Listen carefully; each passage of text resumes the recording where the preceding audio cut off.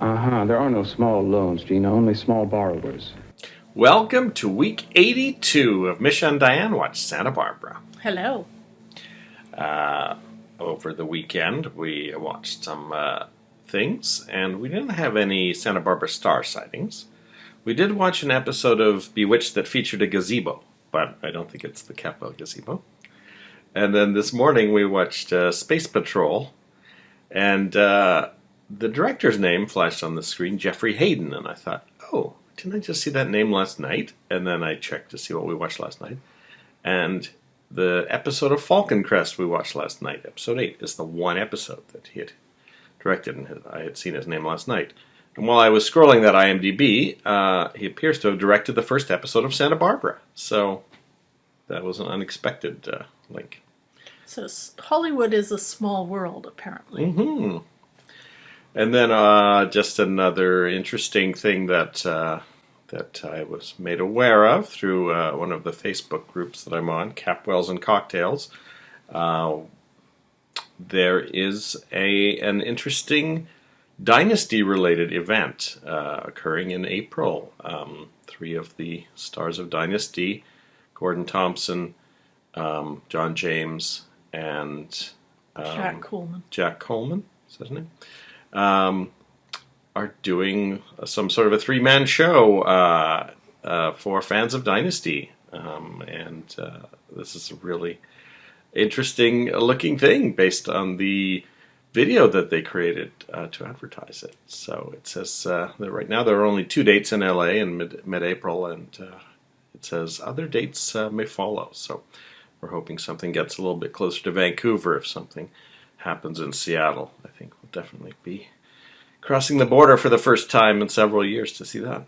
Otherwise, we may just have to fly down to LA with those Aeroplan points we've been saving. Gordon Thompson, of course, is Mason Capwell number 3, for those wondering about the Santa Barbara link. So we watched episode 395 of Santa Barbara, which originally aired Monday, February 17th, 1986, and due to the space shuttle preemption a few weeks ago, possibly originally a Friday episode. Definitely no mention made of Valentine's Day, though. Kirk awakens to spot Eden taking her birth control pills. Now, this is actually interesting because this birth control pill thing is a long or middle term story. Oh, interesting. I mean, it's got to end with Eden getting pregnant, right? So that's not going to happen in the next few days. But Kirk having a gun is a short-term story because if he's going to do something drastic, it's going to happen soon. So the birth control storyline seems to sort of tell us that the gun story is not going to amount to anything, because otherwise the birth control storyline would just end. So that's my theory, that something has got to happen with those birth control pills involving pregnancy, and that's got to be several weeks away, right? Since it's only been 1 day. Yeah, I assume, though, the gun has to be used in some way, or has to come out in some way. I mean, there are 2 potential targets, Cruz and Eden. So. Yeah. I'm also assuming, in soap opera fashion, that by the time the birth control storyline plays out, Eden will have slept with Cruz somehow, and there will be some question as to who the father is. Question. That's a good point, too. Yeah. And Kirk will only have himself to blame for having switched the birth control pills. Yeah. Kirk hides his gun under the mattress, potentially just to show any audience members who didn't see that he had a gun in his jacket pocket last week that he has a gun. And so just moving it from one place to another may not mean anything story-wise, but it's just to show a viewer who's only tuning in on Mondays, oh, Kirk has a gun. So I don't think it being under the bed necessarily means Haley will find it or it's going to be used anytime soon. It's just to keep our awareness of the gun, I suspect. Then Kirk checks on the wall safe and finds a new letter from Eden to Cruz, and she says, "Last night clarified some things for me." Of course, she's speaking to her day alone on Catalina, thinking things through. But of course, Kirk thought all last night that Eden and Cruz had somehow met up together. So Kirk says, last night, that whore's going to pay. So that once again makes me think that the short-term target of the gun might be Eden, not Cruz.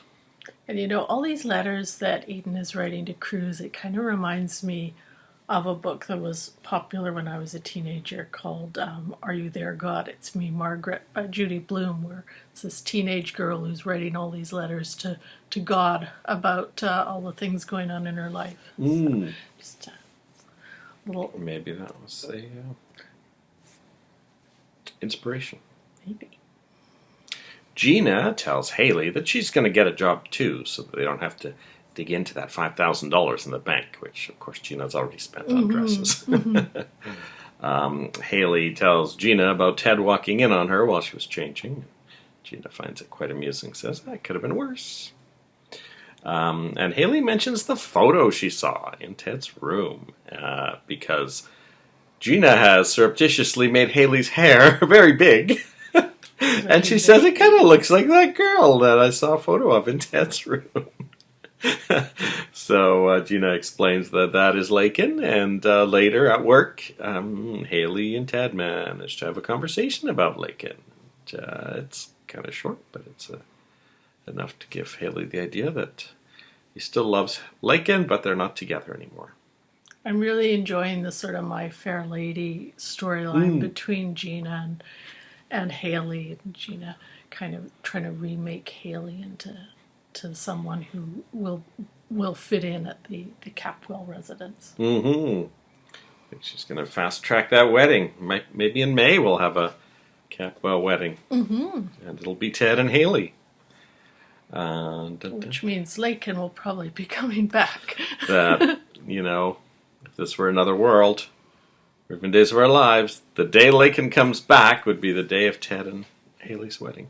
And if this were Days of Our Lives, Haley would be Lakin in a Haley mask. Or Gina in a Haley mask. She tries dusting Eden's bedroom, having not learned anything last week, and Eden this time bursts in and goes, "Get out, get out, get out." She needs to retrieve her letters. Her hidden letters. Mark gives Mary an engagement ring, but she won't wear it. Or say yes. Or say yes, and then he asks her to move in with him. And she says that kind of goes against her nature as a former nun, but she does mull it over. Mark sends Mason a bill for the stuff that the horse ruined, as well as a box of rats. And Mason spends the entire episode wrangling rats in comedic fashion. And I'm assuming Lane Davies does not have a fear of rats, because he really spends the entire episode pulling rats out of his pockets. You look like my father, he says to one of them. Julia swings by to discuss Lionel Augusta's divorce. She's not too happy that Mason is representing Augusta in a way that makes the divorce inevitable, rather than trying to push Lionel and Augusta to reconcile, which is interesting because actually Mason is doing that, but Julia just assumes. Anyway, she gets scared off by a rat. Gina arrives to borrow a small amount of money. Mason says, "There are no small loans, only small borrowers." And then Mason thinks, work done, Julia. Get rid of Gina the same way. And he lets a rat sneak up to her legs, and Gina just picks up a coffee table book and smashes it. Says, "Clean that up." So Mason has underestimated Gina, perhaps for the first time, not the last time. Well, she is staying at a roach motel. I mean, at this point, she's probably seen worse than a few rats. Later on, Mason takes the opportunity to sneak a rat into the Capwell house when he goes there to, I think he chats with Ted or something. I can't remember why he went over there. Oh, probably to see Mary. Are we going to say anything about Mason's new apartment or whatever it is? That's right. Mason was in this giant room. I'm like, okay, where's that? That's not Sally's place, obviously. It's not the Capwell house. doesn't look like a room at the Capwell Hotel because it's way bigger than any we've seen before, even bigger than the biggest one. It's possible it's at the Capwell Hotel. It's on the other side of that we usually see. By that I mean the door's on the right-hand side, and every time we've seen hotel rooms at Capwell, they're on the left side. So yeah, he seems to have this gigantic new apartment, and it's part of this run of building massive new sets for people to live in, as we saw with Sophia recently. And I don't know if we've seen Augusta and Julia's place yet, but presumably that'll have to be built. Yeah, that's pretty amazing. Mm-hmm. They obviously, we've been for the last few weeks talking about all these wonderful new sets that keep appearing. So they've obviously gotten a little bit of an infusion of money or a new designer or something like that. Yeah, so while Kelly was moving ugly wicker chairs over to Nick's place, Mason apparently had a crew completely furnishing this new place from scratch. Mary tells Mason that Mark asked her to marry him. Mason actually seems to think Mark was planning that and actually gets it out of her. Mm-hmm. And of course she's not wearing the ring. He looks and says, "Oh, is it so small that I can't see it?" So I don't know if this will prompt Mason to step up his game with Mary. Is it going to be a back and forth between him and Mark? Will Mark have a gun under his mattress before too long? Ted asks Cece to stop the feud with the Lockridges. Cece says, "You are asking a great deal." Then Ted brings up Sophia, and Cece basically says he's not forgiving her and stop talking about her, etc., etc., and that causes Ted to leave the table. This is a scene where Haley is seen serving coffee to Cece and Ted, and later Eden when she shows up. And she's kind of hovering a bit. You can tell she's pretty new at this. Mm-hmm. Yes, I think Eden kind of intimates she's overstaying the amount of time she should be hanging around around the table. They are eating at that horrible wicker table and the horrible wicker chairs. Cece asks Mary if she's in love with Mark. He somehow figures out that something's happening there. Mm-hmm. And then confides in Mary that he can't get Sophia out of his head. So this is really our first... Cece plays everything close to the vest since he's woken up with all of his family members. Mm-hmm. It's only when he actually talks to Mary we actually get some insight into what he's really thinking. And this is our first inkling that maybe there's not, a final nail in the coffin of the story of Sophia and Cece. Mm-hmm. Mm-hmm. And, perhaps if the Augusta divorce goes through, etc., Sophia and Lionel may decide to get together just as Cece decides, what, I am going to try and get Sophia back after all. We'll see how this goes. Now, when Cruz gets Pearl out of the morgue, we see that he's got his headphones on. He's listening to classical music, and he's also doing the New York Times crossword puzzle in ink, Cruz notes. So this is now added to the knowledge we have of Pearl's, depth of knowledge of fine art. So we are getting more of Pearl's secrets coming out. Where do you think that's going? Pearl's secrets? Well, I think it will perhaps play a role in the ongoing divorce between Lionel and Augusta, especially in connection with those paintings. It might turn out he's a little bit more knowledgeable about them than we're led to believe. I suppose it's something that could also be used against him at some point. We don't know quite what his background is. Mm-hmm. And there could be something in it that he's actually hiding, and so he may turn out to be a liability for Cruz more than an asset at some point. Cruz wonders why Kirk was following him, and Pearl says, well, we both agree the guy's a loon. They conclude that Kirk suspects that Cruz was secretly meeting Eden, which is exactly what it was. Then Julia tells Cruz and Pearl the plan worked perfectly, and Angel testified. And Pearl tries to get a congratulatory kiss out of Julia. He tries more than once, but she does not appear interested. This is now, Julia has had no romantic storylines since Jack Sanfield Lee left, so perhaps Julia and Pearl is a pairing that could be coming up.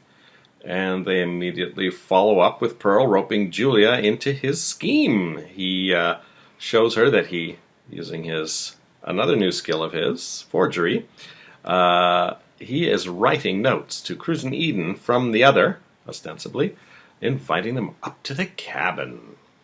And Julia tries to talk him out of the scheme and says it's crazy, and then agrees to go and purchase some of the items he'll need to stock the cabin. So she is fully roped in by the end of this conversation. He says, you go and get some lavender soap, and no, you go pick up a bunch of feminine things, like a lavender soap and essential oils. Julia actually has a conversation with him about how this would be her worst date, because she doesn't like the outdoors. She's a city girl. Santa Barbara's actually the smallest place she's ever lived. Although, I don't know where she came from in Arizona. But I don't know if Must have been Phoenix. I don't know if those towns are that gigantic. Maybe I'm wrong. I think Phoenix is huge, but whether it was in this at this time in the 80s, I don't know. I can't remember if I drove through Phoenix. Maybe that's why I'm just thinking of Arizona as small. Biggest town in Arizona I've been in is Flintstone City. No, Bedrock City. They arrive at the cabin, and they're pulling off motorcycle helmets. And Pearl says, I've always wanted to ride in a sidecar. So there's this unseen but clearly hilarious, wacky scene of Julia and Pearl riding up to the cabin in a motorcycle with a sidecar. So, yeah, we have this new comedic pairing, and potentially romantic if Pearl gets his way. But as we've seen, Pearl has a lot of girls in play. So. So they have stuff to stock up the fridge in the cabin in case they end up spending the weekend there. Cruz and Eden, not Pearl and Julia, although something could go wrong and they end up spending the time there. If the road washes out or something, so that's another potential thing. I have to say this whole scene with Pearl and Julia, it does actually kind of reinforce what Mason was intimating a couple episodes ago about Julia not really having much of a practice at this point, because for a lawyer she has a lot of time to go and do this sort of thing. That's true. Cruz and Eden each receive their respective notes, ostensibly from the other, and they get in their cars, and we see them both driving, I'm going to guess north, thinking about each other and thinking about their favorite song, and actually singing along to it when it comes on the radio, so that's actually kind of funny. Yeah. Oh, sorry. I actually had a question for you about this whole thing that Pearl has set up. So we heard this a little bit in the last episode as well, where he says, I really want to do something nice for Cruz. I owe him so much. I want to do something nice for him.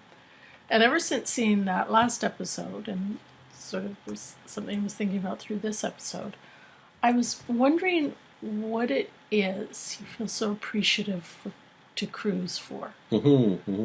Because so far, all we have seen is him doing favors for Cruz. And very uncomfortable ones, such as sleeping in a morgue.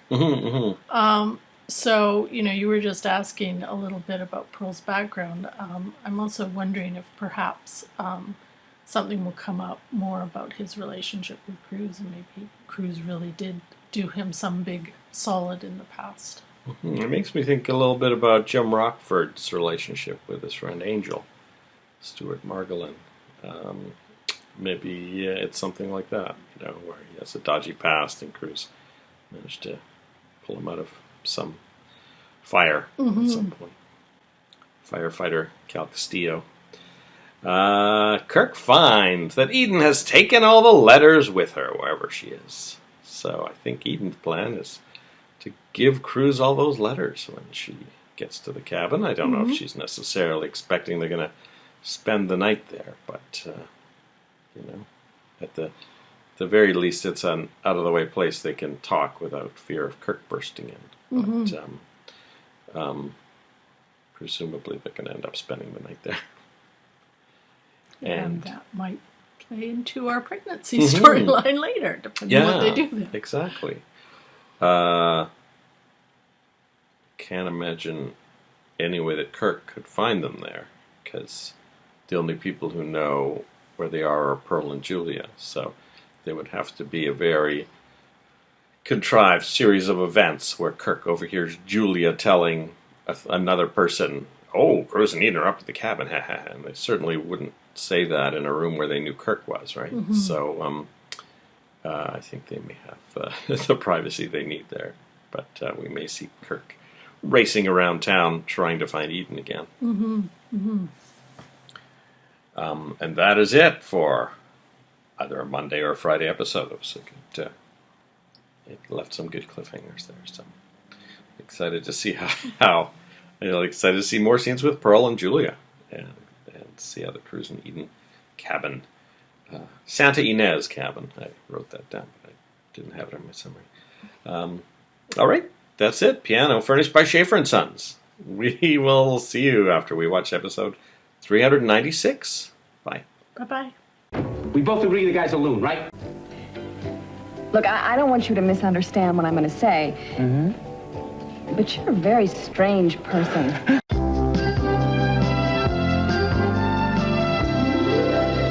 Welcome back. Hello. We finished episode 396 of Santa Barbara, originally aired Tuesday, February 18th, 1986. And I guess Valentine's Day was not celebrated this year in Santa Barbara. Pearl tells Julia that the propane tank outside is rusted shut. Pearl has 2 silver candlesticks, which he identifies as Georgian. So more little clues as to Pearl's breadth of knowledge. He says, "These were my grandmother Pearl's. She had 2 sisters, Opal and Ruby." Pearl picks some flowers for Julia. So, it appears like maybe a Julia-Pearl pairing is on offer. She doesn't seem to be entirely turned off by his antics. Then at one point she says they should just call everything off.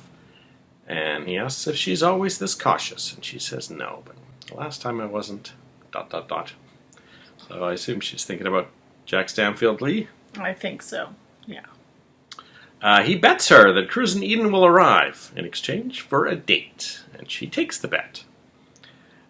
Cruz gets to the cabin and discovers Pearl and Julia messing with his car after he's parked it.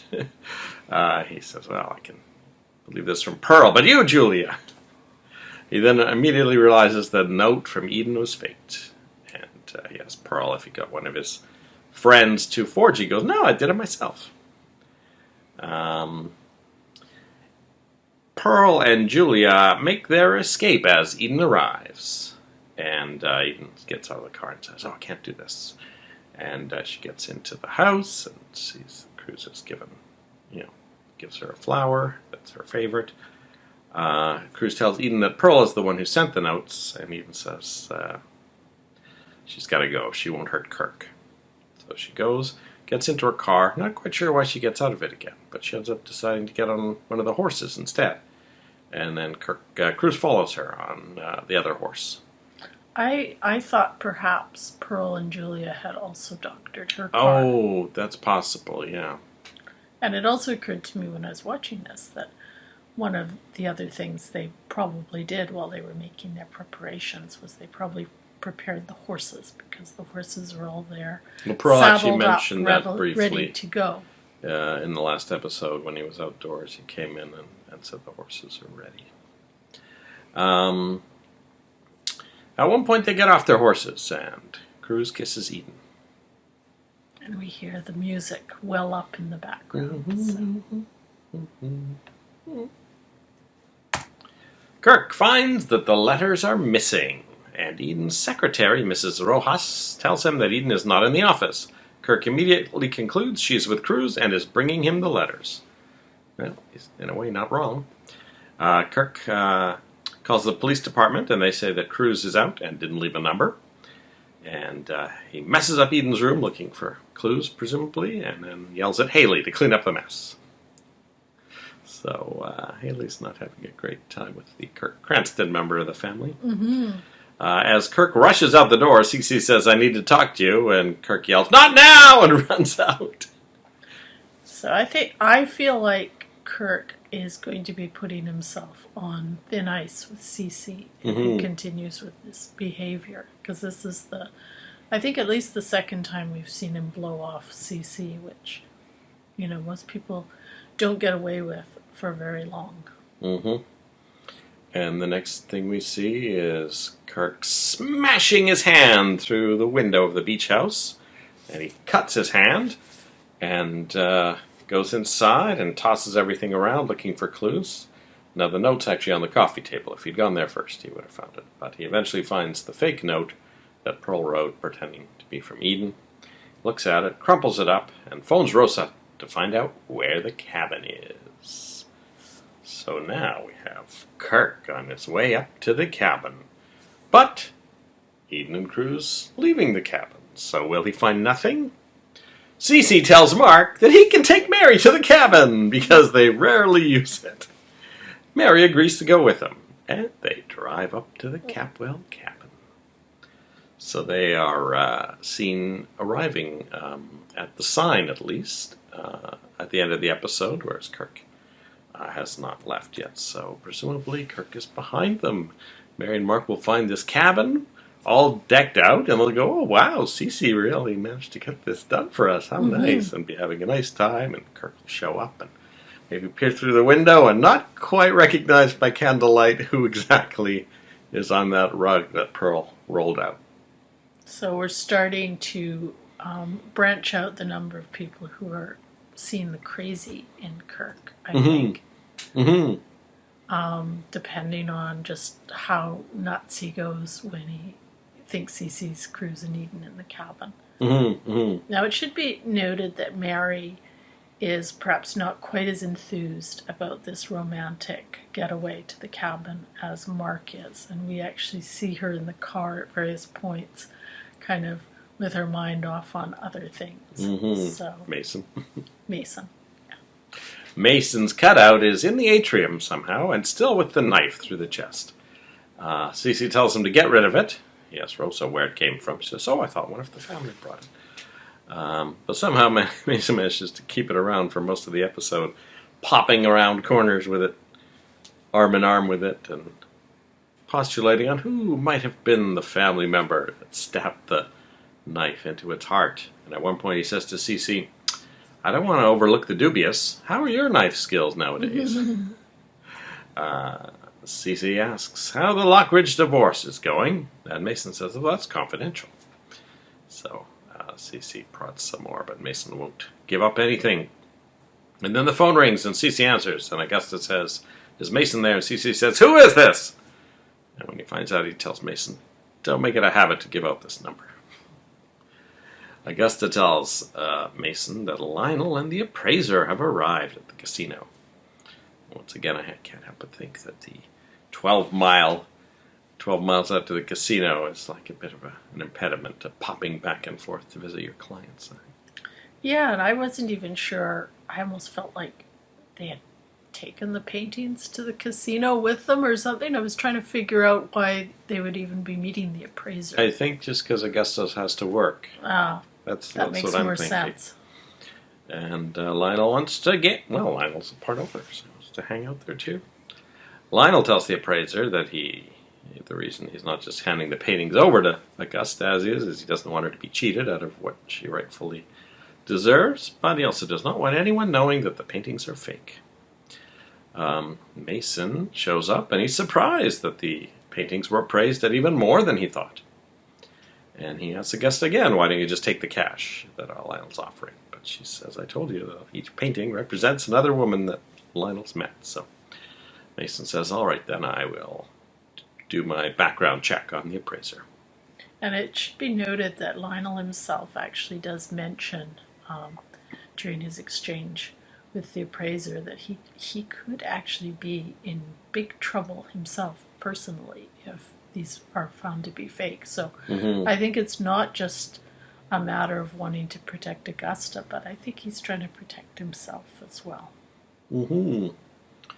Mason tells Augusta that the best thing for her would be to just start over. Says, what's the first thing you threw out? And Augusta says, Lionel. And he goes, perfect. I know a rich, eligible bachelor who would be perfect for you. Oh, and there he is now. Cece walks in. I actually thought this was perfect because Cece, of course, has been trying to get Mason to woo her. But really, Cece would be a much more appropriate catch for Augusta in many ways. And I could actually see this. I mean, why not? Augusta's an attractive woman, and my goodness, that would certainly be a way to get back at Lionel for both of them. And it forces Cece to do his own dirty work. One wonders if way back when, when Lionel was just, dating Augusta and Cece maybe hadn't met Sophia yet, whether Lionel and Cece or Augusta and Cece had crossed paths in the late 50s. Yeah. Warren tells Augusta that he's down to his last $60. He has sunk everything into the newspaper. Circulation is up, but costs are up too, and he's just spent everything else to make his last payroll. So that's an unfortunate thing. I kind of like the newspaper storyline. I don't know if that means they're planning to wind down the newspaper, or if there's going to be a story of Lionel trying to get it back on its feet. Or if there is a reason why Warren needs to be financially imperiled, and we do see actually in this scene he goes to the roulette table, I think it is, or to the card table to try and win some money, which is Nim and Brick in this little exchange. So I don't know if perhaps that's a way to really emphasize that or bring forward a storyline between the two of them as well. Because he turns down an offer of money from Augusta, and then Augusta tells Lionel right away, and he tries to offer Warren some money, and turns him down again. He says, I want to do this on my own. But then it's like, okay, you're trying to gamble with your last $60. Is that really doing it on your own? And he wins, the hand against Brick, but Lionel's watching and he says, no one beats the house in the long run. And Warren says, I'll take my chances. So. But that is foreboding, and in this case, Brick represents the house. So. Yeah. I think this will play into the animosity between Brick and... Because even though it's not Brick's casino, it is successful. And Brick is successful running it. And so that must sort of grate at Lionel a bit, at Warren a bit. And Brick was successful in managing the Lockridge fortune as well. So I'm wondering if this is going to be a little piece in perhaps a larger storyline that involves Brick and whatever revenge she has in mind for the Lockridges and the Capwells down the road. In our nightly viewing of oldies, we came upon Charles Bateman in a SWAT? Yes, it was an episode of SWAT. Not the version of SWAT, of course, that's airing now, but the old one from the mid-1970s. And then an unexpected thing, I discovered that only a handful of episodes of Name That Tune exist. And I thought, I'd like to watch one, because as a kid I'd watched it once or twice, and while I really enjoyed the concept, I didn't know any music back then, and so none of the songs meant anything. I thought, I wonder if I can do better now. And I really only did slightly better with this episode. But wouldn't you know it, at the very end, when the lady was playing for the $100,000, they brought out their pianist, and it was Joe Harnell, who wrote the theme from Santa Barbara. So he was playing the piano for the final, I want to say Final Jeopardy, whatever, the golden song or whatever they called it. So that was an unexpected Santa Barbara linkage. And we had, I don't know if we'd already talked about this one. We watched an episode of Falcon Crest, and the director was Jeffrey Hayden. And then the next day we watched an episode of Space Academy, and the director was also Jeffrey Hayden. So that caused me to look him up, and then I found, just incidentally, he directed the very first episode of Santa Barbara. So. Yeah. I think you did mention that Yeah, last time, although I I did. don't know if you mentioned the Space Academy links. I will edit this out then if we already mentioned it. But we will keep the Joe Harnell. And so that was it for the episode and the behind the scenes. We had a full cast credits. And Sophia Capwell-Armonti once again is missing the slash between Capwell and Armonti. And the rest of the main cast stays the same. The previous episode had 3 people in the second section. The non-regular, Janice Harrison, Angel, and Motel Manager. And this time we had just Appraiser, Parker Whitman. I don't know if we'll see that Appraiser again, or if he was just there to generate that sheet of paper that Mason will go. But if Mason's investigating the Appraiser, maybe we will see Mason, interrogating him about And maybe we'll history. see a little bit more of Pearl's skills in this area as well. And we'll see a date between Pearl and Julia. What do you want to bet that he takes her to the Orient Express? I would hope he takes her to the Orient Express and not Buzz's. Those are the 2 choices, because I doubt the State Street Bistro set is being used anytime soon. So. And when was the last time we saw La Mesa? Long time ago. I wonder if Sally's still working there. So that's it for the Tuesday episode, which was really a Monday episode. And we'll be back after we watch episode 397. We'll see you then. Bye-bye.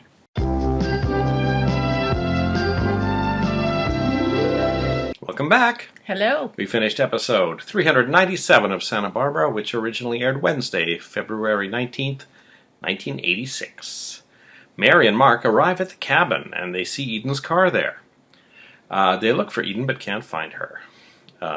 They think that she's probably just there for the afternoon, and presumably will leave before the evening comes. But Mary's a bit embarrassed that she will find them there. They see all the wine and everything, and so Mary's a bit concerned that Eden's got other plans, but Mark just thinks that Cece had it set up for them. Neither is actually the case. Mark finds out that the valve to the propane tank is stuck, and so he lights a fire inside. And basically spends much of the time trying to get Mary interested in kissing him. She's not really super gung-ho about this trip, I don't think. No. Cruz tells Eden he's still in love with her. Eden says she shouldn't be there. Cruz says it's been exactly a year since they had their picnic by the pond, and he takes her there on horseback. Cece arrives at the casino, looking for Dylan, who's not in this episode. Lionel watches as Cece offers to buy Augusta a drink. Now, having talked to Mason about her dating Cece, everything Cece says she misinterprets as his being interested in dating her. He offers to buy her a drink, and she says, "I'd rather knock one back with Gaddafi." Topical reference. The day hasn't come when I'd stoop so low as to date a Capwell. Date, says Cece. I don't know what Mason told you. So they end up just chatting about her divorce. And then Augusta turns that on him by saying, "Oh, what's going to happen to your third wife? Divorce or banishment or execution? Minx told me that your marriages cost so much entertainment that they held off getting a television until well into the Kennedy administration." Cece tells Augusta he will buy anything from her that Lionel gives her in the divorce for 50% more than its actual value. So now we have another contender for those paintings. Augusta mentions that she's only interested in the paintings, but that seems to be fine for Cece. He was a bit surprised by it, but he still made the offer. And that'll be fun when Cece finds out they're all fake. Although he doesn't know that all the ones he currently has are fake. So if he's as trusting in that appraiser as he was in Elizabeth Peel, it would actually be kind of hilarious for Lionel to think that Cece has now paid Augusta 150% of the value of what are actually fake paintings, and they're going to go up on the walls with the rest of the stuff. Mm-hmm. So that actually could be a funny little twist where Lionel actually wins, even though everyone else thinks he's lost. Yeah. Nice to have a reference to Minx, even though we haven't seen her in a while, it seems. Mm-hmm. Sophia enters with a handsome younger man. And Cece, Lionel, and Augusta all wonder who he is. Mm-hmm. Seems to be just some rando that she's dating. I think he's basically just eye candy for her. Mm-hmm. Warren wins at the blackjack table. Brick is still the dealer. Augusta tries to stop him from betting anymore, but he wants to bet it all on the next hand. And Augusta says, well, at least promise this will be your last hand. And Warren wins, but he keeps playing anyway, much to Lionel and Augusta's dismay. Mm-hmm. And Brick is just very stoically sort of dealing. Doesn't say anything, but he is there. So I'm wondering if Warren's next storyline is that he will have a gambling problem. And that he's broke. He is broke, so you can't have much. Most people with a gambling problem end up like skimming money from their business week after week, but he doesn't have any money left in the business, so he can't have a proper, normal guy with a gambling problem storyline, because if he loses everything this week, he has nothing. Yeah, I'm wondering if this will be an extra motivation in some way for both Lionel and Augusta in their subsequent actions to try to support Warren, and if this will lead to further tension with Brick. What if Warren sneaks downstairs and tries selling off some of those paintings one at a time to feed his gambling habit? And so now we have a whole nother plot in play with the fake paintings. We will see. I don't think it's going to come to nothing. It seems like it's intentionally being planted as the start of some kind of story for Warren. Oh yeah, I think they're setting something up.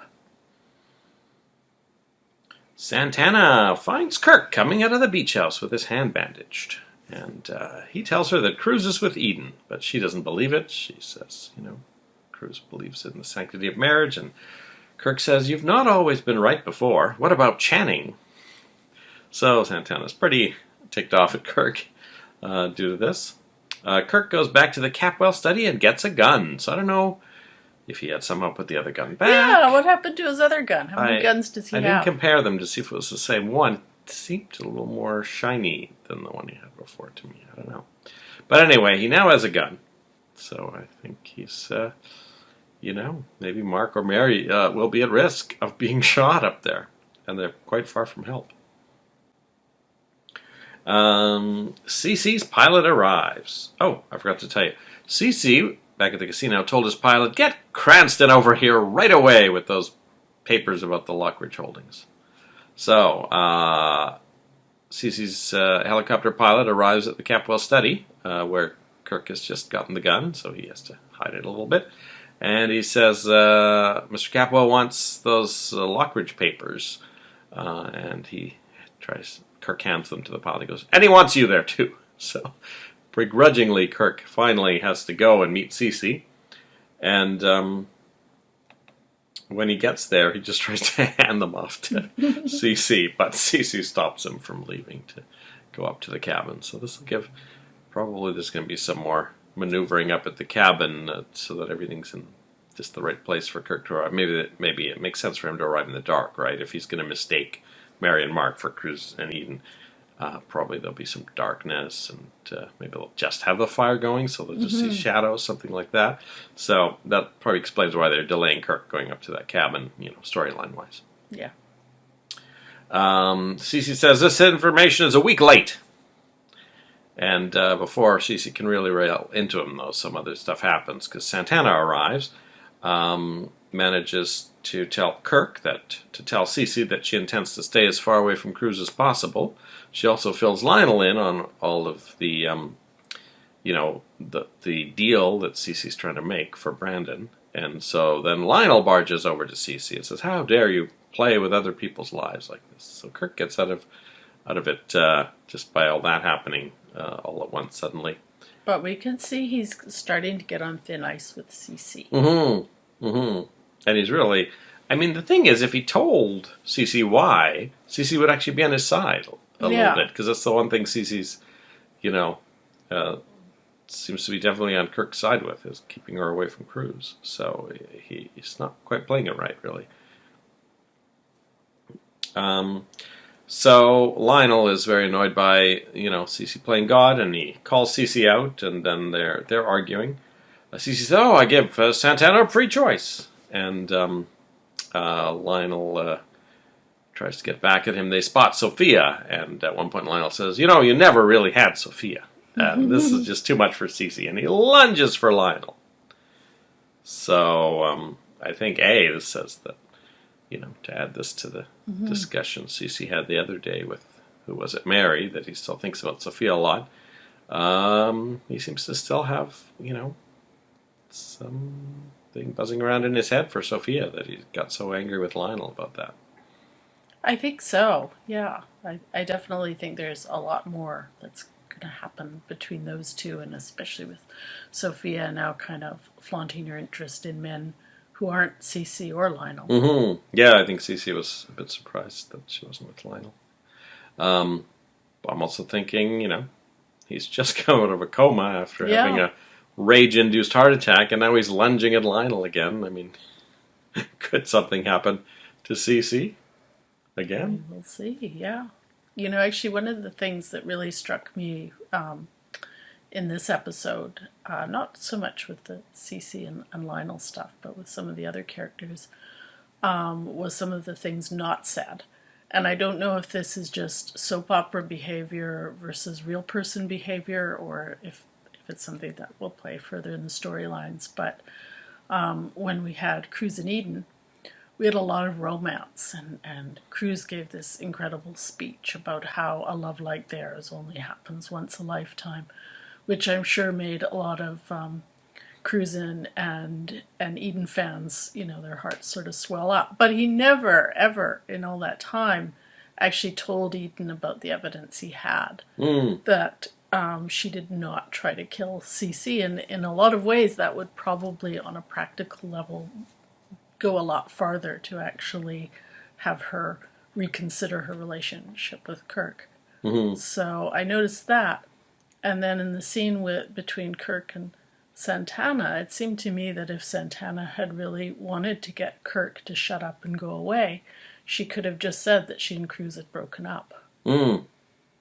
And she never says that. She keeps talking about how Cruz would never do that. Of course, we then cut to scenes of Cruz doing exactly that in cheating with Eden. But she just keeps defending Cruz's integrity.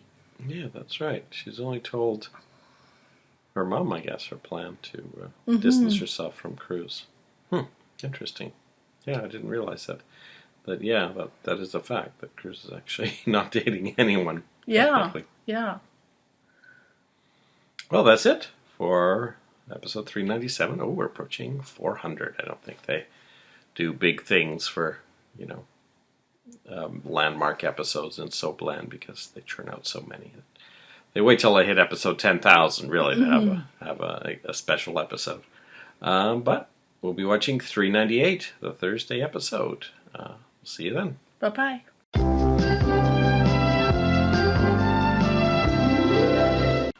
Welcome back. Hello. We finished episode 398. Originally aired Thursday, February 20th, 1986. Cece lunges at Lionel, and Mason holds him back, but Cece says, "Let go of me." Mason mutters to Sophia, "Are you worth it?" Cece overhears and says, "She is not," and leaves. Cece tells Mason that he has a proposition that could make him very wealthy. He offers him 20% of the value of Augusta's divorce settlement if he can talk her into taking the land and stocks instead of all those paintings. But he says, either way, I'm still going to buy them, but I want those, I would prefer the stocks and the land. Mason declines, and Cece says that maybe his memory will come back, and now that he thinks about it, Mason doesn't have an alibi for that time the plug was pulled. And Mason's kind of shocked by this potential threat that Cece might just say it was him even though it wasn't. So that's a very bizarre turn of events. So, I mean, if he knows it's Eden, and he wants to just send Mason to jail instead, he could theoretically do that. Yeah, I guess he could. I mean, Mason did put his finger on the fact that it was Gina who had at least threatened his life once. So I'm not quite sure what Cece really gets from that, except for the thrill of threatening Mason, because Mason's already working with Augusta to get as much as she can from Lionel. And Cece's already said that he's going to buy it. I'm sure there would be no objections on Augusta's part to him doing that if it would shaft Lionel. So it just seemed to me to be a little thrill threat on Cece's part. I can't remember who Mason talks to about this, but either Gina or Cece when he figures it out that Gina may have threatened him on the day he woke up. So I forget now if that was this conversation or if, later when he talks to Gina. But if Mason's starting to put things together, maybe someday Cruz will. Who knows? Or Mason will figure it out before Cruz. Hey, I noticed a pink dress in Cruz's shopping bag. I've put it all together. I feel like Pearl will figure it out before Cruz at this point. Maybe Angel will figure it out. Mason tells Augusta that she heard that Cece offered her 50% more than its value for Lionel's paintings, but he promises her that he will get her the paintings. So, Sophia points out to Augusta that Lionel appears to be chatting to some other woman. He says, you know, he likes women, and women like him, so if I were you, I'd go back to Lionel while you still can. I'm not sure why that argument would make Lionel seem like more of a catch. It's just puts a threat of Lionel being unavailable soon on the table. So yeah, this divorce storyline is actually seems to be moving forward, unlike a lot of other things. We haven't seen, Dylan and Nick and Kelly for a long time. Now, it did occur to me, with this whole thing with the paintings, of course, we're kind of eagerly awaiting their reveal as being fakes at some point. But it did occur to me that one thing that might just nudge Augusta the other way would be if in some way she could get more money for the land and stocks. And the reason why that could be an argument is if Warren gets himself into very deep financial trouble and someone needs to help him out. Like if he takes on like line of credit at the casino and has a lot of or money borrows owing. money from someone who's unsavory or something like that. I mean, you would think Brick wouldn't lend him the money. He would go right to Lionel and Augusta and say, look, your son's trying to borrow money and I know he doesn't have any because I do your finances. So I don't know if Pearl would steer him in the direction of some maybe substandard lender, or if Angel would somehow maybe be involved in that storyline. I'm trying to think what Angel might do because, I think he is on the show for a little while. So I don't know what his storyline might be. I don't know. I'm just trying to figure out how, Warren going broke might be a factor in some of these other storylines we're seeing set up. Yeah, that does make sense that Augusta might have to settle just to get some money out of Cece that she can give to Warren. Lionel tells Sophia that she's dating that younger man on purpose to tease him and Cece. Sophia says she just likes to have an escort when she goes out, which could be true. When Cece enters Dylan's office looking for him, as he has been for 2 days, Lionel is waiting for him, and Cece says he's going to lose his investment in the casino, just like he lost his father's money and his wife and his mistress. So I don't know if Cece's itching for another fist fight with Lionel so soon after the last one, but now they're alone in Dylan's office. I feel like now that we have our final version of CC, he is definitely seems a bit younger than Charles Bateman, is a little more feisty, and I think that's opened up a lot of opportunities for these sorts of situations between him and Lionel and him and really all the other people he's fighting with. Gina asks Haley to sneak her in to see Brandon. And Haley serves Brandon his dinner in the study where he can watch TV. And Gina arrives, and Ted is actually there, but Gina manages to talk him into letting her briefly see Brandon in the study.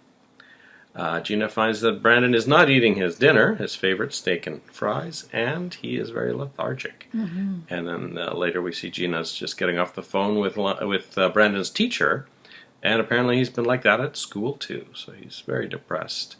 Apparently that, Gina is not living there. But, first thing I thought of, well, maybe he has some other medical condition too, like That's a kidney issues possibility. or diabetes or something that's making him lethargic. Or we could have a leukemia storyline too. That would be quite dramatic if something like that happened. Gina tells Mason all about Brandon's problems, but Mason doesn't really believe her. Gina, I guess, kind of to pay him back for not believing her, tells him that Cece sent Mark and Mary up to the cabin, but finds out that Mason already knew that. Haley tells Brandon that she gets lonely too.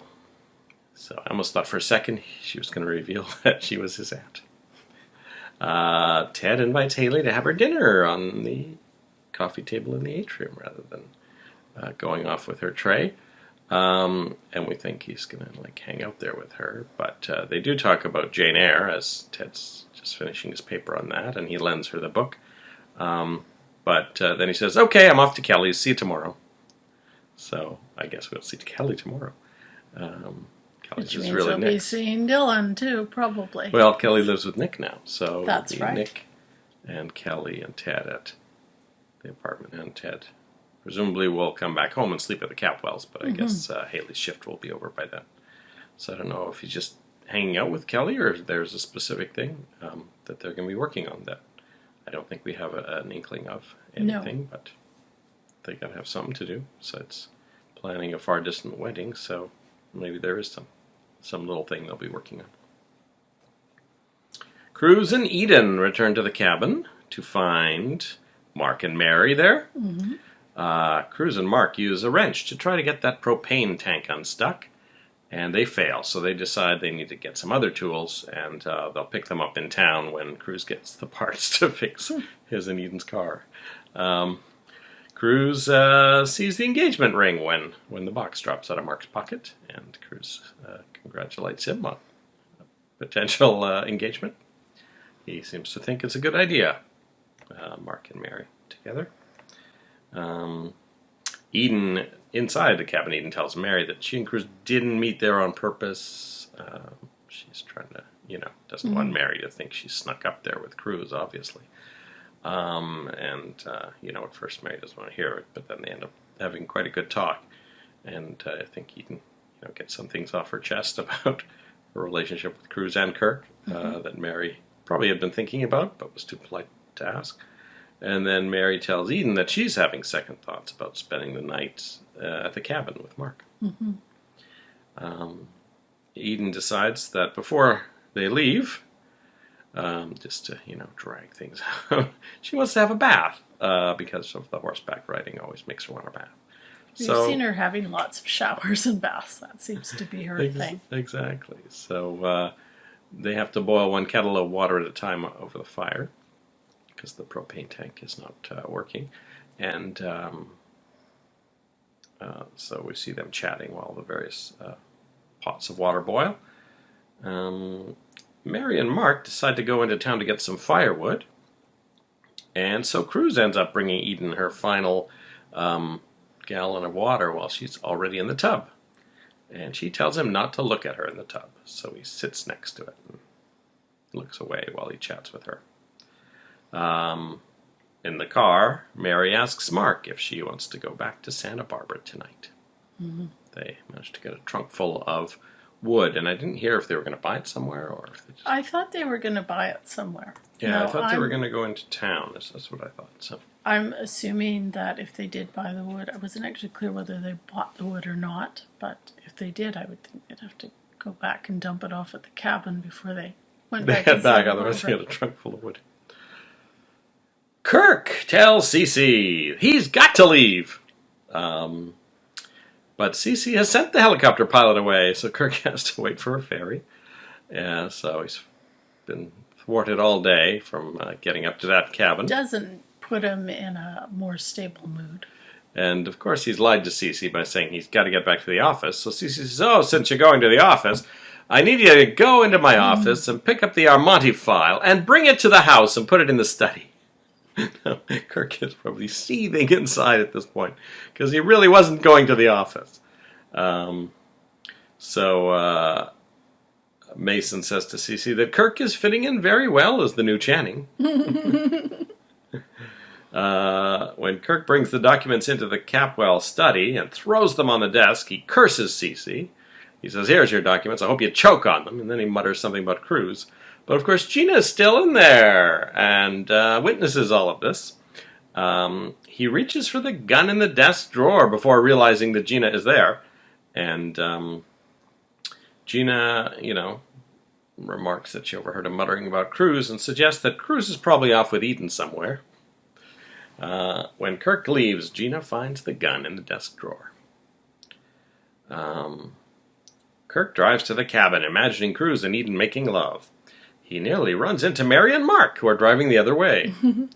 At the cabin, Kirk peeks through the bathroom window, which is, I guess it's on the ground floor, and presumably it's right next to the propane, because Kirk finds the wrench on the ground right near the window. So I guess that's where Mark and Cruz had been working on the propane tank. So, of course, he spots Eden in the tub and Cruz sitting next to her. And he's not happy, I would say. No, I would say he's not happy at all. So we'll see where this scene goes next. I imagine that wrench might play a role. I don't know. What? How might that wrench play a role? I don't know. He didn't get a chance to take the gun, did he? So. That's right, because, yeah. He doesn't have a gun, presuming that the gun that he left in the drawer is the same one he had a couple of weeks ago. But he wouldn't need two guns, so presumably he has 0. Yeah.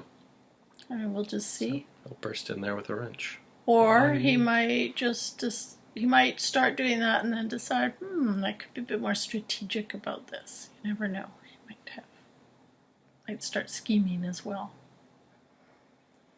But it was, I have to say, it was really nice this episode, seeing the scene with Eden and Mary. Mm-hmm. Because Eden, I don't think we've never really seen her have any friends. And so That's true. Kelly's got lots of friends, and Ted and that, but we've never really seen Eden with any of these kind of sort of female relationships. So it was really nice to see that. Maybe someday a friend from Europe will show up. Yeah.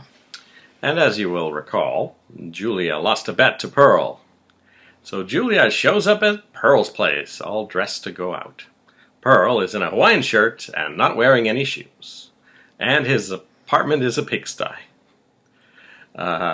Julia's troubled the moment she walks in. He says, I'll just be ready in a couple of minutes. Pearl suggests that perhaps Julia is thinking of backing out of their date.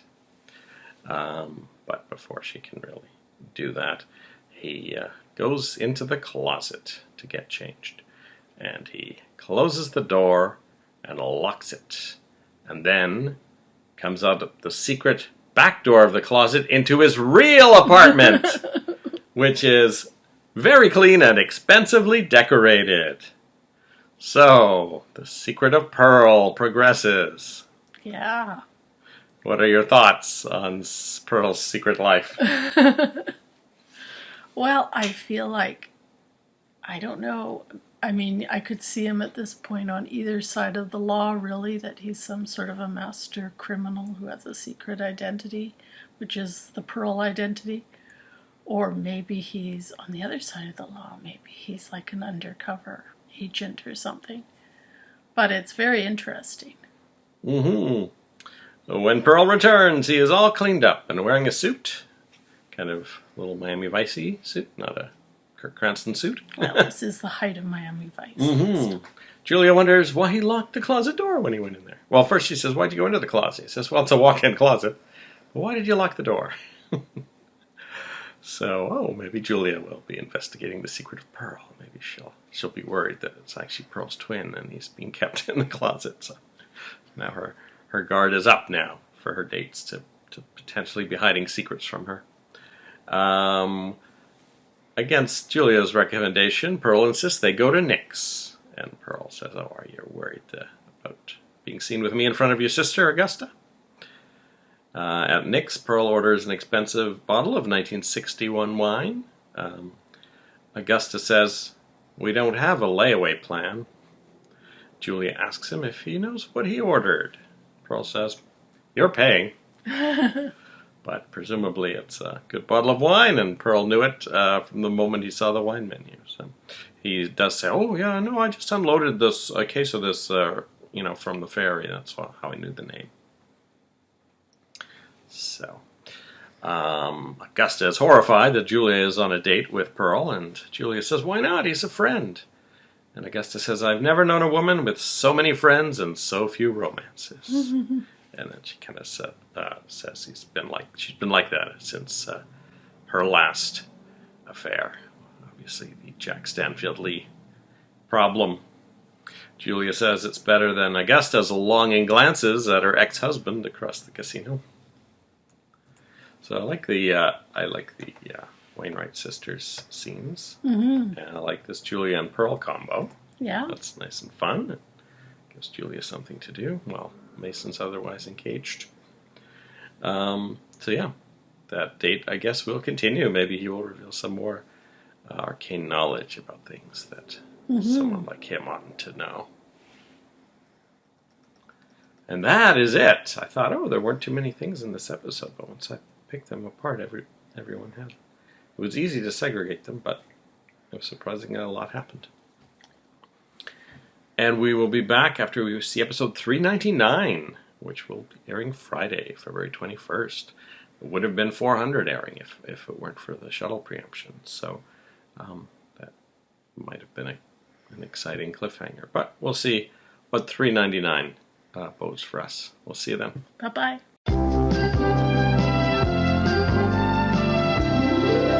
Listen, I just want to ask you if you've heard from Lakin lately? Yeah, the other day. She still doesn't want you bothering her. We seem to be family now. We share the same bastard half-brother. Welcome back. Hello. We finished episode 399 of Santa Barbara, which originally aired Friday, February 21st, 1986. Kirk Cranston picks up the wrench and imagines killing Eden with it, but then decides he doesn't want to hear her screaming. In fact, he doesn't ever want to see her again. So he goes to the trunk of his car and pulls out some gas canisters, presumably to set the cabin on fire. But they're both empty. So then he comes up with another plan. He uses the wrench to manage to get the valve open on the propane tank. Now, as we know, both Cruz and Mark had tried that. Well, Kirk's right hand is completely covered in blood by the end of this, and he's got some on his shoulder too. Plus, of course, he has a cut on his left hand. So at one point he's looking at his hands like Lady Macbeth, which I imagine is the point. And he says, "What am I doing? I'm not a killer." So he decides he needs to, turn off that valve again as the gas is leaking out. And but he hears a noise. I think it's Mark that comes out. So he, goes and hides in his car until the coast is clear. And then he's wondering why no one's leaving. He realizes they have no gas. So why wouldn't they leave? Especially when Mark and Mary are there too. But he waits and waits and waits, and they just keep, not leaving. So Kirk has another injury to add to our chart. Today we introduce the Kirk Cranston Trauma Tracker.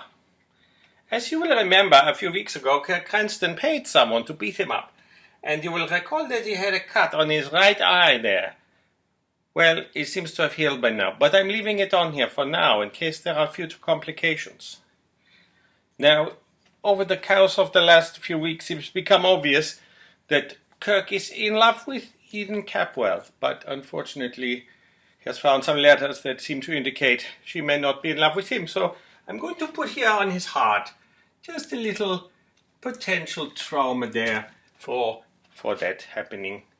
And then also, with his very womanly house coat that he has, and people constantly calling him Mr. Capwell, he may also be having some issues in this area here at some point. Certainly, Mr. Capwell. And now this week, he has broken into the beach house where Cruz is living, and one day perhaps Eden will, and he has cut his right hand on the back just by smashing through the window. So I'm going to put some red on there to indicate the blood. So we have here 4 potential points of trauma at this point for Mr. Kirk Capwell. I mean Cranston. What do you think about his last-minute change of heart at killing Eden? Well, I think it will be short-lived because I think Kirk is right on the edge. So even if he does not succeed on this occasion, I think he will keep trying, as her attraction to Cruz will continue, of course, whether she acts on it or not. And I think he's in such a paranoid state of mind that he's going to keep seeing issues even when they don't exist. Plus, I think he's getting on increasingly thin ice with CC. Mm-hmm. So I think that's going to add another pressure point as well. When he was looking at his hands, it reminded me of that time Marcello said, "You are not going mad, you are not going mad." But I have to say, we were right about the wrench being a weapon both in his dreams and in reality, to wrench open, literally, the propane. We'll return to the cabin later, but first, Pearl and Julia are on a date at the casino. Pearl gives Julia some money to play blackjack, and while chatting to Brick, he makes an F. Scott Fitzgerald reference, which is another thing that impresses Julia. Julia tells Pearl that she left criminal law in Phoenix because too many criminals were getting away with things by making deals. Warren makes a rude comment to Julia about the type of person she's dating. So Warren's starting to become an all-around unlikable guy in this episode. Yeah, it's kind of interesting because he started out the series being kind of unlikable, a bit of a bully, and moving in on Jade and that kind of thing. And then he became a really good guy, and he was busy crusading on behalf of Ben Gillis and, doing all these great things. And now that he's going broke and the newspaper isn't quite paying off the way he hoped it would, he's becoming a bit bitter. Everyone in this pair mentions several times that they're getting hungry, so finally they sit down to eat, but Pearl looks at the menu and decides he'd rather just go for a burger and a frap. And Julia says, "I haven't heard anyone call a milkshake a frap since I was in New England."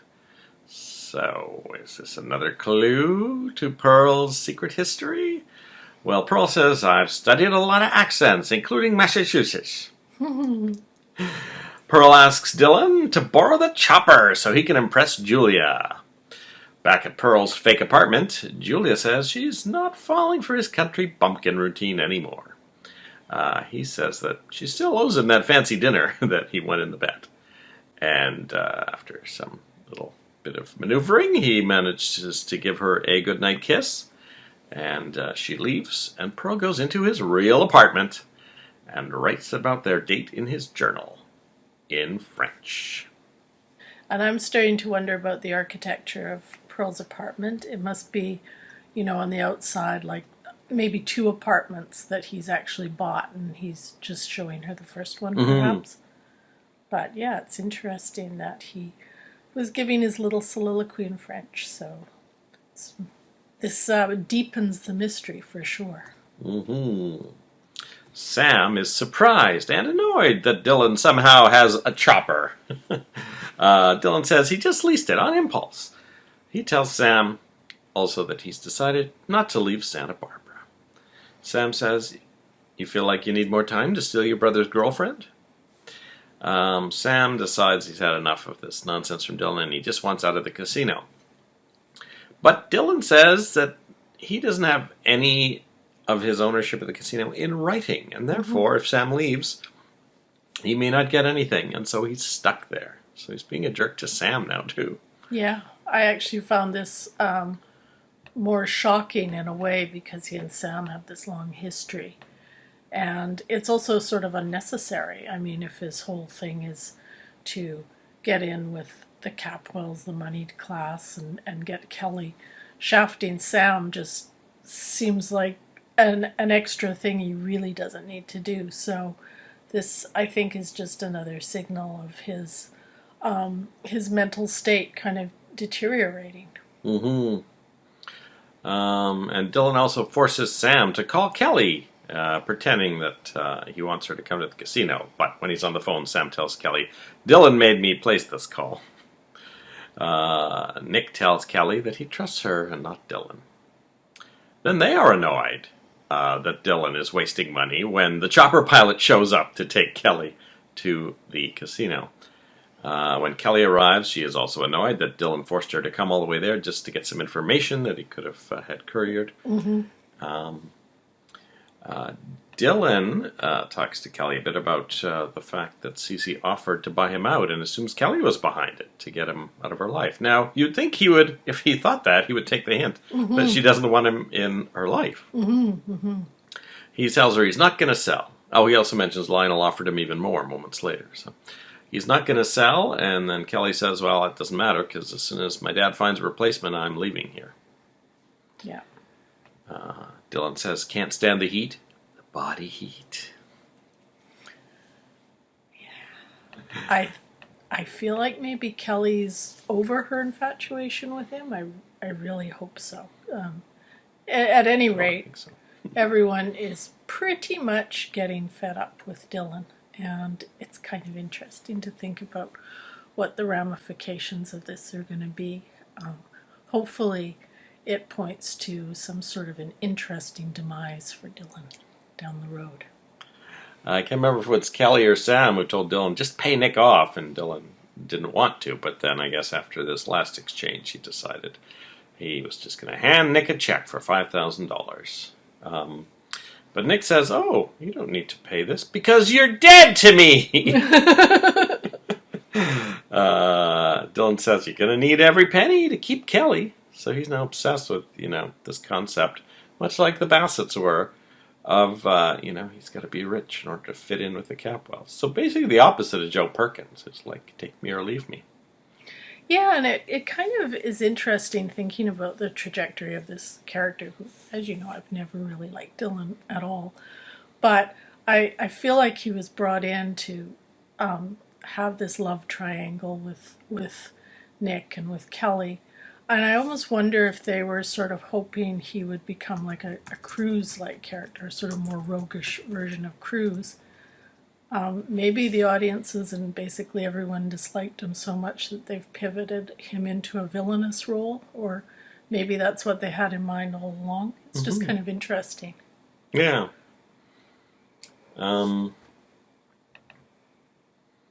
As soon as Nick has torn up the check, his publisher shows up at the casino to say, we tested it with some of the buyers and didn't do well, so we're going to scrap the book.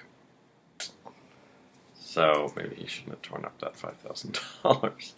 Well, he will still. I mean, he's very proud, but, Kelly does come from a lot of money, so... Oh, yeah. It's not like he's got to worry, but he probably doesn't want to rely on her. Warren is ahead at blackjack, which is good. He can make his payroll and, pay off his debts. But he manages to lose it all. Oh, no.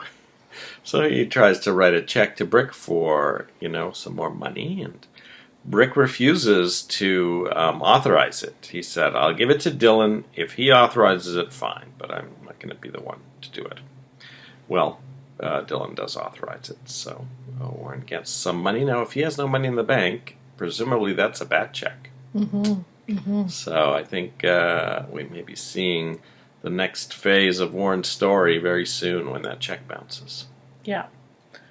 Yeah, but it was interesting because Brick just said, I'm not making a decision on this, because he's already got some bad blood between him and Warren. He doesn't need to be the bad guy in this situation. Mm-hmm. Warren was sniping at him every time they had a scene together. And guess what? Ted comes by to chat with Warren, says, "Hey, have you heard from Lakin lately?" And Warren snaps back, "Yeah, the other day. She still doesn't want you bothering her."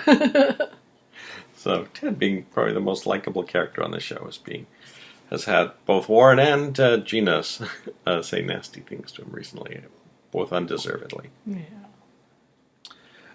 The reason Ted is there, and in the last episode mentioned that he was meeting up with Kelly, is that Kelly has this plan that she and Ted are going to have dinner with Brick and get to know their brother better. Mm-hmm. So she is talking to Amy at the start of the episode about getting Brick on board, but Brick actually is like completely against it for most of the episode, and Amy really has to talk to him, and then Kelly comes to talk to him to say, we just want to get to know our brother, and see what each other's like. So eventually Brick agrees to have dinner with Ted and Kelly. I found it interesting because actually Kelly and Nick were really good friends with Brick and Amy. Yeah. And I think they... During the Jack Lee storyline. Yeah, and they remember decorating Cruz's crummy little houseboat for their honeymoon, the honeymoon of Brick and Amy. So it's not like they don't know each other, but they certainly don't know each other as siblings.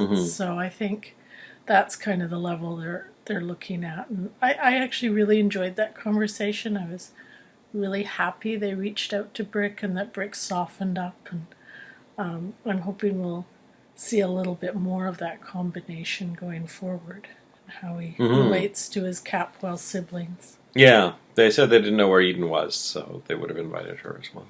It did occur to me, actually, we were talking about some of the pressures that are mounting on Kirk, either real or imagined. But it did occur to me that if Eden became close at all with Brick, that's another man who has business savvy. Now, obviously, CC would never trust him, but it is another potential male support for Eden, which could also be part of sending Kirk around the bend. I'm sure Kirk would not like that at all. Yeah, I mean, it's possible at some point Brick might be working at Capwell if his relationship with the Capwell family improves. I mean, it's just really started now. So Eden tells Cruz to leave the bathroom so she can get dressed, and he hands her a towel and says he'll close his eyes, and then he forgets to close his eyes. Whoops. Of course, we must remember that this is around the time that Kirk is peering in the window. So she assumes he's got to get home to Santana. And he says, nope, we're not living together. And he says, don't you want to know if we're sleeping together? She says, this is the last time they'll ever be in a room alone together. And Cruz says, this is not the last time we will ever be in a room alone together. Cruz lights a gas lantern to use in the garage as he repairs his car, because it is nighttime. As I had mentioned last time, I suspected that the delay in Kirk getting there was so that it would be nighttime, and it was nighttime. Mark asks Mary if she would have said yes if Mason had asked her to marry him, and he doesn't get a satisfactory answer from Mary. Mark brings the firewood upstairs, because Mary suggests, let's move it to the bedroom. I like falling asleep to a fire. So Mark's thinking, oh good, we're going to be in the bedroom together. That's a plus for me. Then Mark goes out to help Cruz a bit, and when Cruz sends... Mark mentions that he saw a car down the road. Is there another cabin nearby? So that was obviously Kirk's car that he had seen. And then when Cruz sends him in... Mark decides to leave the lantern for him, but the lantern's moved around quite a bit towards the end of this scene, and it ends up getting put down not too far from the propane tank that has been leaking propane all episode. And everyone goes inside, but Mark shortly spots that a part of the lawn has caught fire, because I guess the propane lantern was against some dry grass. And so we see, about a 10-foot circle of flame right in front of where the propane tank is. So Mark runs out to try and put it out, and he calls for Cruz to come out. And the next thing we see is Kirk Cranston watching the cabin explode. Now that's a cliffhanger! That's a cliffhanger. So maybe they've synced up with a Friday cliffhanger in Yeah. episode 399. So we'll be excited to see what happens in number 400. Who will live? Who will die? Well, I suppose Kirk could turn things around a bit by pull being people out hero. of the fire? Yeah, by playing hero. Mm. Although he would still have to explain why he's up there. But I'm sure he could finesse something. Oh, I had to get you to sign some documents. Yeah, exactly. Something Rosa like told that. me where you are. Because Rosa's, going to tell you, no, Mr. Cranston asked me where the cabin was. So. Yeah. So Kirk might be able to pull it around a bit and sort of continue his little charade a bit longer. It'll be interesting to see who's injured, and remember they're off in a very remote location, so it would have to be some sort of helicopter or something that would take anyone to hospital, I would think. Mm-hmm. Yeah. And that's it for week 82 of Santa Barbara. In the real world of 1986, I'm just going to guess that it was this weekend. I would have been in the comic shop on West 4th and noticed an advertisement for something called the Time Meddlers of Vancouver, a Doctor Who fan group. And I probably have spent the last few weeks trying to get a list of all the episodes of Doctor Who, since having discovered it on Saturday night, thanks to Mike Taylor. So,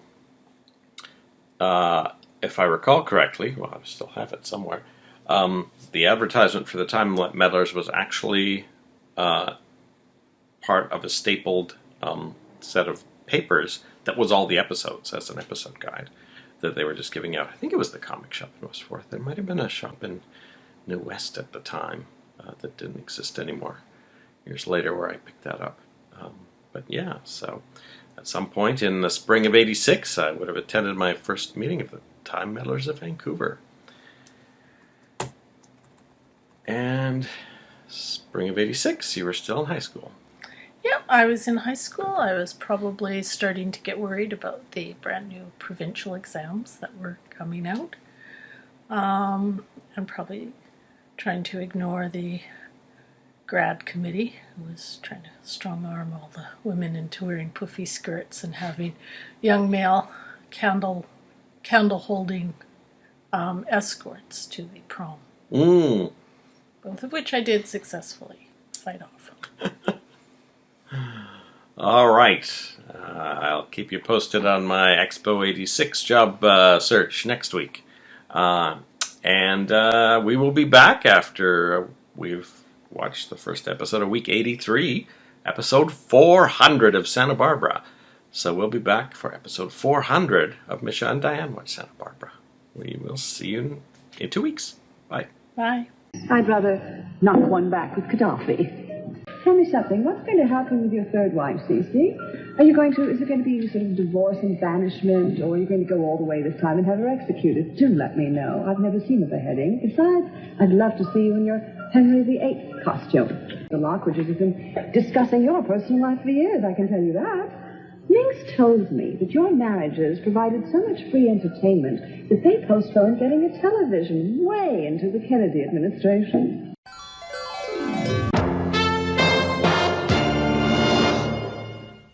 I've decided to stay.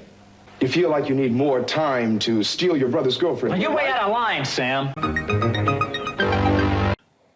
Oh, welcome to another episode of the Kirk Cranston Trauma Tracker. As you will recall, he had an injury to his eye and one to his heart and one to his manhood. And then he punched a hole in a window and got a big cut on his hand. Now this is an interesting thing because he has now cut his hand again while trying to open the very rusted shut propane tank at the Capwell cabin, and his entire hand is bleeding. So what we're gonna do here is we're gonna just put a whole hand there. So I don't know, maybe he'll have to get it amputated someday. We don't know. But this is the latest trauma suffered by Mr. Kirk Cranston.